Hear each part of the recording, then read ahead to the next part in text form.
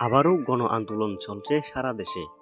এই আন্দোলন হচ্ছে এনসিপি তথা ন্যাশনাল সিটিজেন পার্টির, অর্থাৎ আমাদের বাংলাদেশের নতুন রাজনৈতিক পার্টির। এটি মূলত আওয়ামী লীগকে সরানোর পার্টি। এটি সারা দেশে খুবই গুরুতরভাবে চলছে।